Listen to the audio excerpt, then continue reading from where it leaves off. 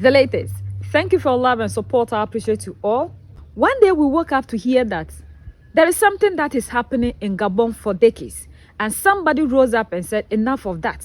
That why is it that one particular family has been ruling the nation for a very long time? The nation is not for one particular family. It belongs to everybody, and everybody have a right to contribute in the leadership affair. But Ali Bongo decided that everything must be for him. When he leaves, the son succeeds. It has become a monarch system.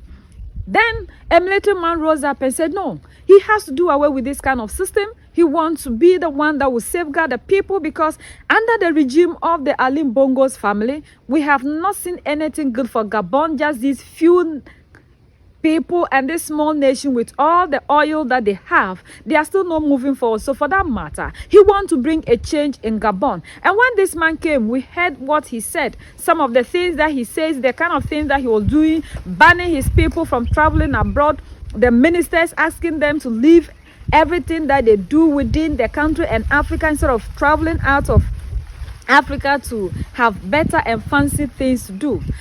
This man said he wants to safeguard the people. He wants to make sure that the Gabonese have a better life.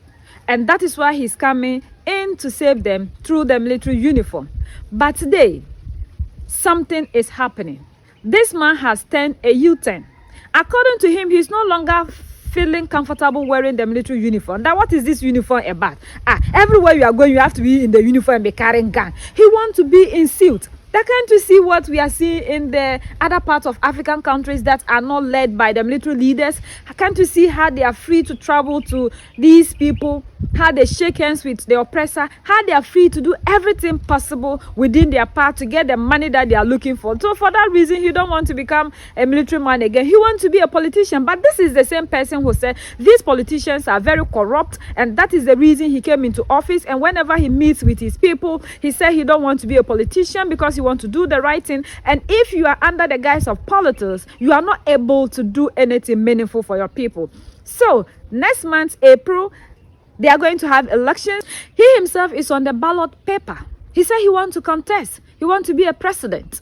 He wants to lead the Gabonese. He don't want to lead them in military uniform, but he wants to be a politician who also sweet talk his people with the sugar-coated words that he himself was always talking against. Because we know these systems that these people have created. You can never be a politician and be in that same system, and that system will allow you to be able to push the agenda and to safeguard your people.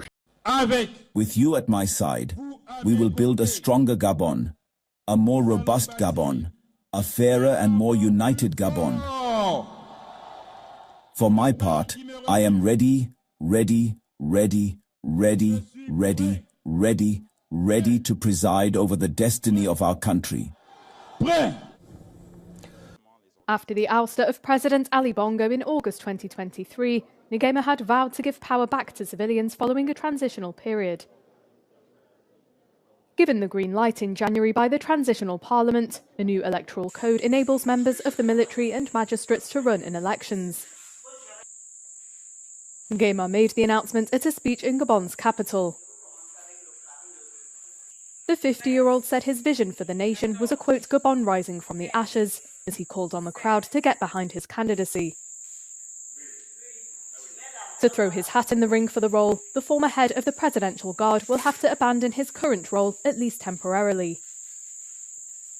Elections in Gabon are due on April the 12th. If these people under politics could not do anything meaningful to set their people free, what shows that when they give you that opportunity to be in that same suit, you'll be able to do something better. Even when he was in the uniform, we have always seen how he travels to France, meets with France, and how he was threatening Mali, Niger, and Burkina Faso to come back to the ECOWAS bloc. This man was never doing anything for Gabon that is not in the interest of the West. He was always talking and saying things that will favor the West. And that is the reason to which these people do not have a problem with him being a military leader in Gabon, because whatsoever the oppressor was looking for and is looking for, they still get it and they're having it. So for that reason, they don't have problem with people of that sort. Hello Popo always rise up against the leaders who are not allowing them to have their way in their countries. But the moment you give them the upper hand, the opportunity to be doing whatsoever that they want,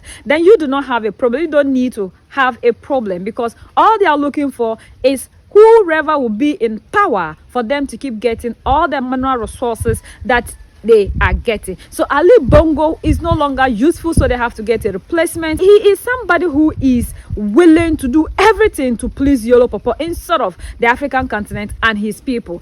That has always been the problem, because Africa, we have always our leaders who are thinking of how they will please Yolo Popo and not what they will do to move the continent ahead. So that is the development that is coming from Gabon. This man that we all thought that he was coming into office to do something wonderful to change the history of Gabon has also turned to be a big P who is just like the rest that we are crying to do away with. And sometimes we say we need young ones that are energetic, that will come and do something meaningful for us. But it has also given us a clue that it's not all the young ones, because we've seen some who came into office who are young, yet they are still dancing to the tune of the oppressor. So it's just about we getting somebody who is a patriotic person, who has a country at heart, and who is a Pan-Africanist, both in and out, to be able to get us the freedom that we are looking for. Until then, Africa will continue to suffer this way. When these people are doing everything possible to continue with the legacy of their forefathers, we are doing everything possible to kill all the dreams and to make our freedom fighters who sacrifice their lives useless. Because if we truly know what it is and what they have gone through, we wouldn't be the ones that will be shaking hands and smiling with these people and giving them easy access to whatsoever that they are taking out of Africa. When they are doing everything possible to protect their legacy, we are doing everything possible to destroy it. And this is so painful, because if these people were the ones who were leading us at the time of this slavery, you and I wouldn't be where we are today. We would have still been under slavery, because these people enjoy being slaves. Just because they wear the same suit and shake hands with them, they smile with them, they think they are the best, because after all, they said they are the home slaves. So they think that they have a special place in the hearts of these oppressors than us. So this is a lesson to all of us, for us to be very much aware of the kind of leaders that we'll be choosing for ourselves and those that we want them to lead us.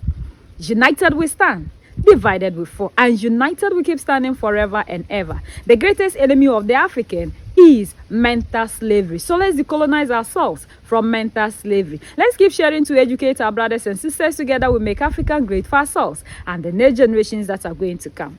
So that's the latest around the world, in Africa, West Africa, and in Gabon.